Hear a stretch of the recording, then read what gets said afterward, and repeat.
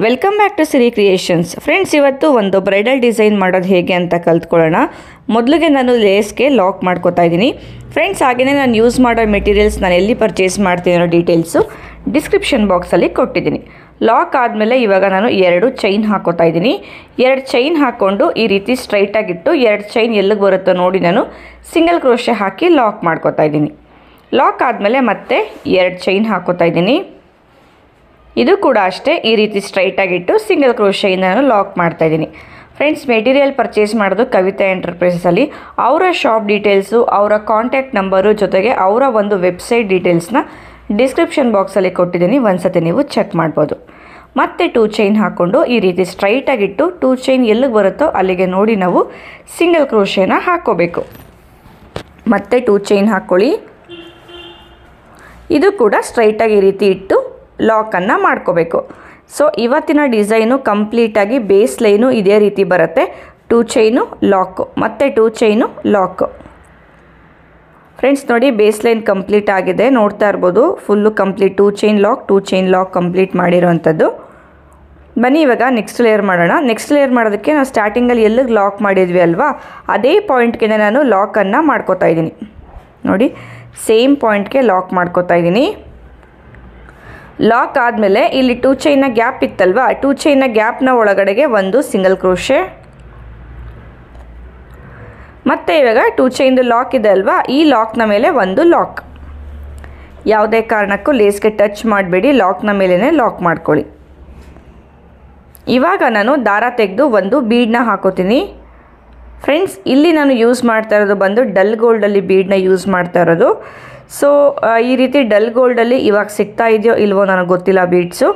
So ನಾನು usually ಜಾಸ್ತಿ use ಮಾಡೋದು ಆ್ಯಂಟಿಕ್ ಬೀಡ್ಸು. ಸೊ ಹಾಗಾಗಿ ಇದ್ರ ಬಗ್ಗೆ ಐಡಿಯಾ ಇಲ್ಲ. ಬ್ರೈಟ್ ಗೋಲ್ಡಲ್ಲಿ ಸಿಗ್ತಾ ಇದೆ ಅನ್ನೋ ಐಡಿಯಾ ಮಾತ್ರ ಒಂದಿದೆ. ಸೊ ಬೀಡ್ ಹಾಕಿ ಬೀಡನ್ನ ಲಾಕ್ ಮಾಡಿಕೊಂಡೆ. ಆಮೇಲೆ ಇನ್ನೂ ಒಂದು ಬೀಡನ್ನ ಹಾಕಿ ಬೀಡನ್ನ ಲಾಕ್ ಮಾಡ್ಕೋತೀನಿ. ಬ್ರೈಟ್ ಗೋಲ್ಡಲ್ಲಿ ನಾವು ಈ ಒಂದು ಬೀಡನ್ನ ತೊಗೊಂಡಾಗ ಶೇಡ್ ಆಗೋ ಚಾನ್ಸಸ್ಸು ತುಂಬ ಬೇಗ ಶೇಡ್ ಆಗಿಬಿಡುತ್ತೆ. ಸೊ ಹಾಗಾಗಿ ಆದಷ್ಟು ನಾನು ಇವತ್ತಿನ ವೀಡಿಯೋದಲ್ಲಿ ಯಾವ ಡಲ್ ಗೋಲ್ಡಲ್ಲಿ ಯೂಸ್ ಮಾಡ್ತಾಯಿದ್ದೀನಿ ಅಲ್ವಾ, ಆ ರೀತಿ ಬೀಡನ್ನ ತಗೊಂಡು ವರ್ಕನ್ನು ಮಾಡ್ಕೋಬೋದು.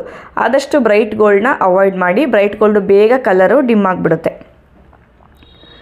ನೋಡಿ, ಬೀಡನ್ನ ಹಾಕ್ಕೊಂಡು ಬೀಡನ್ನ ಲಾಕ್ ಮಾಡಿಕೊಂಡೆ. ಇವಾಗ ನೋಡಿ, ಇಲ್ಲಿ ಒಂದು ಲಾಕ್ನ ಬಿಟ್ಟು ಇನ್ನೊಂದು ಲಾಕ್ನ ಮೇಲೆ ನಾನು ಲಾಕ್ ಮಾಡ್ಕೋತೀನಿ. ನೋಡಿ, ಇಲ್ಲಿ ಒಂದು ಲಾಕ್ ಅಂದರೆ ವಿ ಶೇಪಲ್ಲಿ ಏನಿದೆ ಅಲ್ವಾ, ವಿ ಶೇಪ್ಗೆ ಕರೆಕ್ಟಾಗಿ ಒಂದು ಲಾಕು ಸ್ಕಿಪ್ ಆಗಿರುತ್ತೆ. ನೋಡಿ, 2 ಬೀಡನ್ನು ವಿ ಶೇಪಲ್ಲಿ ನಾನು ಲಾಕ್ ಮಾಡಿಕೊಂಡೆ. ನೋಡಿ, ಇದು ಇಲ್ಲಿ ಲಾಕ್ ಮಾಡಿದ್ದೆ ಅಲ್ವಾ, ಇಲ್ಲಿಂದ ಸ್ಟಾರ್ಟ್ ಮಾಡಿದ್ದು ಬೀಡ್ ಹಾಕೋದಕ್ಕೆ. ಸೊ ಹಾಗಾಗಿ ಒಂದು ಸ್ಕಿಪ್ ಆಗುತ್ತೆ. ಮತ್ತೆ ತೋರಿಸ್ತೀನಿ ನೋಡಿ, ಅರ್ಥ ಆಗಿಲ್ಲ ಅಂದರೆ. ಮತ್ತೆ ಇವಾಗ ನಾನು ದಾರ ತೆಗೆದು ಒಂದು ಬೀಡನ್ನ ಹಾಕೋತಾ ಇದ್ದೀನಿ. ಸೊ ಯಾಕೆ ಬೀಡನ್ನ ಬಗ್ಗೆ ಯೋಚನೆ ಮಾಡಿ ತಗೊಳ್ಳಿ ಅಂತ ಹೇಳಿದೆ ಅಂದರೆ, ಈ ಡಿಸೈನು ಜಾಸ್ತಿ ಬೀಡ್ಗಳನ್ನ ಯೂಸ್ ಮಾಡ್ತೀವಿ. ಸೊ ಹಾಗಾಗಿ ಬೀಡನ್ನ ಹಾಕ್ಕೊಂಡು ಬೀಡನ್ನ ನಾವು ಲಾಕ್ ಮಾಡ್ಕೊಳ್ಳೋಣ. ಆಮೇಲೆ ದಾರ ತೆಗೆದು ಇನ್ನೂ ಒಂದು ಬೀಡನ್ನ ಹಾಕ್ಕೊಳ್ಳೋಣ.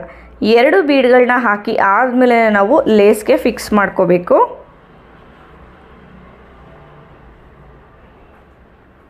ಬೀಡನ್ನ ಹಾಕಿ ಬೀಡನ್ನ ನಾವು ಲಾಕ್ ಮಾಡ್ಕೊಳ್ಳೋಣ. ಸೊ ಇವಾಗ ತೋರಿಸ್ತೀನಿ ನೋಡಿ ಯಾವ ರೀತಿ ಅಂತ ಹೇಳಿ.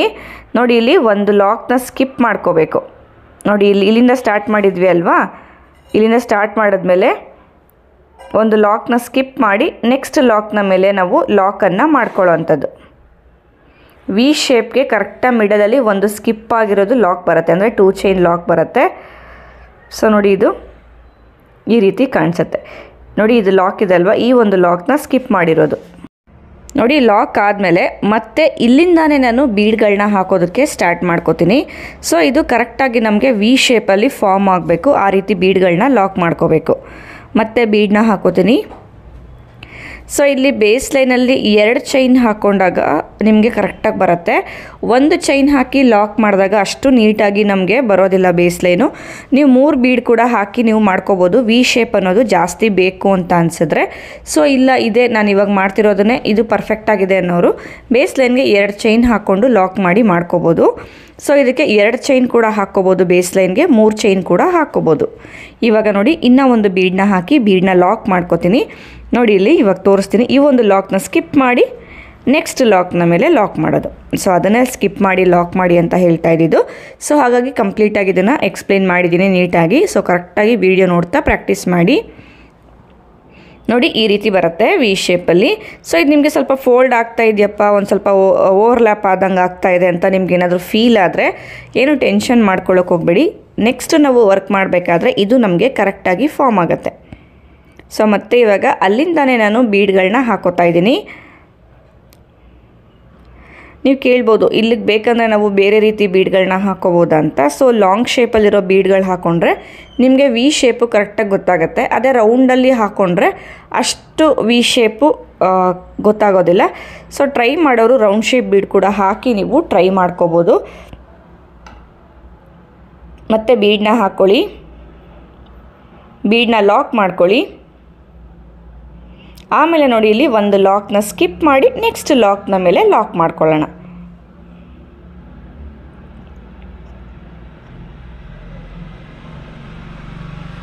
ಸೊ ನೋಡಿ ಈ ಥರ ಬೆಂಡ್ ಆಗುತ್ತೆ ಅಂತೆಲ್ಲ ಟೆನ್ಷನ್ ಮಾಡ್ಕೊಳ್ಳೋದಕ್ಕೆ ಹೋಗಬೇಡಿ. ನೆಕ್ಸ್ಟ್ ನಾವು ವರ್ಕ್ ಮಾಡ್ತಾ ಇದು ನಮಗೆ ಸರಿ ಹೋಗುತ್ತೆ. ಸೊ ಇದೇ ಥರ ಕಂಟಿನ್ಯೂ ಮಾಡ್ಕೊಳ್ಳಿ ಫ್ರೆಂಡ್ಸ್. ನೋಡಿ ಫುಲ್ಲು ಎಂಡ್ವರೆಗೂ ಇದೇ ರೀತಿ ನಾನು ವರ್ಕ್ ಮಾಡ್ಕೊಂಡು ಹೋಗಿದ್ದೀನಿ. ನೋಡಿ ಇದು ವಿ ಶೇಪಲ್ಲಿ ಎಷ್ಟು ನೀಟಾಗಿ ಬಂದಿದೆ ಅಂತ ಹೇಳಿ. ಸೊ ಇಲ್ಲಿ ಎಂಡಲ್ಲೂ ಅಷ್ಟೇ ಲಾಕ್ ಮಾಡಿದ್ದೀನಿ. ಲಾಕ್ ಆದಮೇಲೆ ನಾನಿವಾಗ ಚೈನ್ಗಳನ್ನ ಹಾಕೋತಾ ಇದ್ದೀನಿ. ನೋಡಿ 5 ಚೈನ್ಗಳನ್ನ ಹಾಕ್ಕೊಂಡೆ. ಇವಾಗ ಲೇಸ್ನ ಟರ್ನ್ ಮಾಡ್ಕೋತಾ ಇದ್ದೀನಿ. ಟರ್ನ್ ಮಾಡಿಕೊಂಡು ಇಲ್ಲಿ 2 ಬೀಡ್ಗಳನ್ನ ಮಧ್ಯ ಲಾಕ್ ಮಾಡ್ತಾಯಿದ್ದೀನಿ. ನೋಡಿ ಇಲ್ಲಿಗೆ ಎರಡು ಬೀಡ್ಗಳನ್ನ ಮಧ್ಯ ನಾನು 5 ಚೈನ್ನ ಲಾಕ್ ಮಾಡ್ತಾಯಿದ್ದೀನಿ. ಲಾಕ್ ಆದಮೇಲೆ ಮತ್ತೆ ಇವಾಗ 5 ಚೈನ್ಗಳನ್ನ ಹಾಕ್ಕೊಳ್ಳಿ. 1 2 3 4 5 5 ಚೈನ್ ಹಾಕ್ಕೊಂಡು ನೋಡಿ ನೆಕ್ಸ್ಟ್ 2 ಬೀಡ್ಗಳಿದೆ ಅಲ್ವಾ, 2 ಬೀಡ್ಗಳನ್ನ ಮಧ್ಯಕ್ಕೆ ನಾನು 5 ಚೈನ್ನ ಲಾಕ್ ಮಾಡ್ತಾಯಿದ್ದೀನಿ. ಮತ್ತೆ 5 ಚೈನ್ ಹಾಕ್ಕೊಳ್ಳಿ.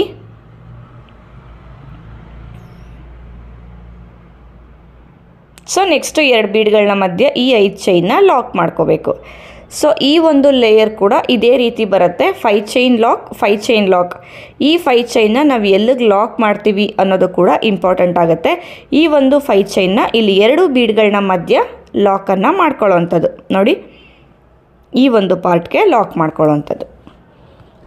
ಸೊ ಇದೇ ಥರ ಈ ಒಂದು ಲೇಯರ್ನ ನಾವು ಕಂಪ್ಲೀಟ್ ಮಾಡ್ಕೊಳ್ಳೋಣ. ಇದು ಬ್ಯಾಕ್ ಸೈಡಿಂದ ಈ ರೀತಿ ಬರುತ್ತೆ. ಇದು ನಾನು ಬ್ಯಾಕಿಂದ ವರ್ಕ್ ಮಾಡ್ತಿರೋ ಅಂಥದ್ದು. ಸೊ ಕೊನೆಯಲ್ಲೂ ಅಷ್ಟೇ ನೋಡಿ, ಕೊನೆಯಲ್ಲಿ 5 ಚೈನ್ ಹಾಕಿ ಲಾಕ್ ಮಾಡಿದ್ಮೇಲೆ 2 ಚೈನ್ ಹಾಕಿ ನಾನು ದಾರಾನ ಕಟ್ ಮಾಡ್ಕೋತೀನಿ. ನೋಡಿ ಇದು ಈ ರೀತಿ ಬಂದಿದೆ.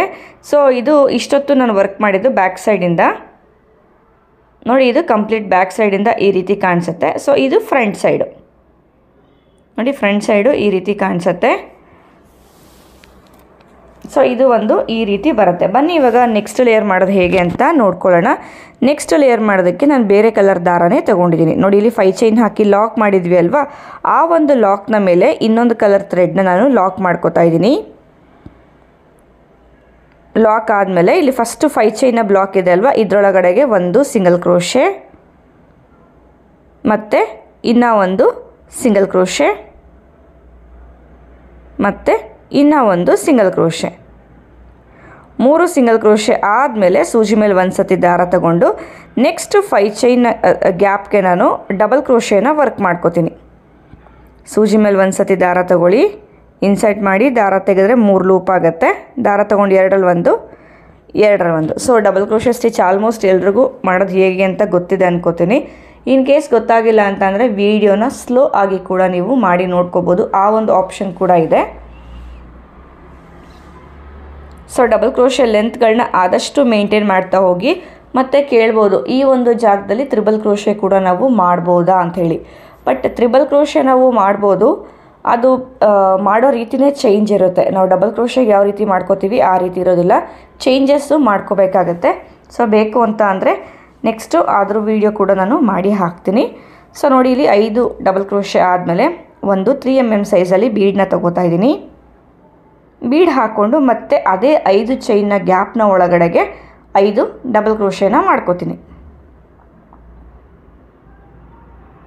ಬೀಡ್ ಹಾಕೋದಕ್ಕಿಂತ ಮುಂಚೆ 5 ಮಾಡ್ಕೊಂಡಿದ್ವಿ ಡಬಲ್ ಕ್ರೋಶೆ. ಬೀಡ್ ಹಾಕಿದ್ಮೇಲೂ ಸಹ ನಾವು 5 ಡಬಲ್ ಕ್ರೋಶೆಗಳನ್ನ ವರ್ಕ್ ಮಾಡ್ಕೋಬೇಕು. ಫ್ರೆಂಡ್ಸ್, ಇದು ಒಂದು ರಿಕ್ವೆಸ್ಟೆಡ್ ಡಿಸೈನು. ರಜನಿ ಅಂತ ಹೇಳಿ ನನಗೆ ರಿಕ್ವೆಸ್ಟ್ ಮಾಡ್ಕೊಂಡಿದ್ರು, ತುಂಬ ದಿನದ ಹಿಂದೆ ರಿಕ್ವೆಸ್ಟ್ ಮಾಡ್ಕೊಂಡಿದ್ರು. ಸೊ ಕೆಲವೊಂದು ಪರ್ಸ್ನಲ್ ಪ್ರಾಬ್ಲಮಿಂದ ನಾನು ಯಾವುದೇ ರೀತಿ ವೀಡಿಯೋಸ್ನ ಮಾಡಿ ಹಾಕೋದಕ್ಕಾಗಿರಲಿಲ್ಲ. ಸೊ ಸ್ವಲ್ಪ ಲೇಟ್ ಆಯಿತು, ಹಾಗಾಗಿ ತುಂಬ ದಿವಸ ಗ್ಯಾಪೇ ಆಗೋಯಿತು ಈ ಮಂತ್ ಪೂರ್ತಿ. ಸ್ವಲ್ಪ ಕೆಲಸಗಳಿತ್ತು, ಹಾಗಾಗಿ ನಾನು ವೀಡಿಯೋಗಳು ಹಾಕಿರಲಿಲ್ಲ. ಸುಮಾರು ಜನ ಕೇಳಿದ್ದೀರ ಯಾಕೆ ವೀಡಿಯೋಸ್ ಹಾಕ್ತಿಲ್ಲ ಅಂತ. ಸೊ ಒಂದು ಪರ್ಸ್ನಲ್ ಕೆಲಸದಿಂದ ಸ್ವಲ್ಪ ಬ್ಯುಸಿ ಇದ್ದೆ ಅಷ್ಟೇ. ನೋಡಿ, ಟೋಟಲ್ 10 ಡಬಲ್ ಕ್ರೋಶೆ ಆದಮೇಲೆ ನೆಕ್ಸ್ಟ್ 5 ಚೈನ್ನ ಗ್ಯಾಪ್ಗೆ ಆರ್ಚ್ನ ಎಂಡ್ ಮಾಡಿಕೊಂಡೆ, ಅಂದರೆ ಆರ್ಚ್ನ ಲಾಕ್ ಮಾಡಿಕೊಂಡೆ. ಸೊ ಆರ್ಚ್ ಎಂಡ್ ಮಾಡಿದ್ಮೇಲೆ ನಾನು 2 ಎಕ್ಸ್ಟ್ರಾ ಸಿಂಗಲ್ ಕ್ರೋಶೆನ ಹಾಕೋತಾ ಇದ್ದೀನಿ. 2 ಎಕ್ಸ್ಟ್ರಾ ಸಿಂಗಲ್ ಕ್ರೋಶೆ ಆದಮೇಲೆ ನೋಡಿ, ಆರ್ಚ್ ಕಂಪ್ಲೀಟ್ ಆದಮೇಲೆ ಈ ರೀತಿ ಕಾಣಿಸುತ್ತೆ. ಸೊ ಇಲ್ಲಿ ಸಿಂಗಲ್ ಕ್ರೋಶೆಗಳು ಎಕ್ಸ್ಟ್ರಾ ಹಾಕಿದ್ದೀವಿ ಅಲ್ವಾ, ಅಲ್ಲಿಗೆ ಕುಚ್ಚು ಹಾಕೋದು. ಮತ್ತು ಇವಾಗ ಇಲ್ಲಿಂದಾನೇ ನೆಕ್ಸ್ಟ್ 5 ಚೈನ್ನ ಗ್ಯಾಪ್ನ ಒಳಗಡೆಗೆ ಡಬಲ್ ಕ್ರೋಶೆಗಳನ್ನ ವರ್ಕ್ ಮಾಡ್ಕೋತೀವಿ. ಇಲ್ಲೂ ಅಷ್ಟೇ, ಫಸ್ಟು ಆರ್ಚ್ಗೆ ಎಷ್ಟು ನಾವು ಡಬಲ್ ಕ್ರೋಶೆಗಳನ್ನ ಮಾಡಿರ್ತೀವಿ ಅಲ್ವಾ, ಅಷ್ಟೇ ಡಬಲ್ ಕ್ರೋಶೆಗಳನ್ನು ವರ್ಕ್ ಮಾಡ್ಕೋಬೇಕು.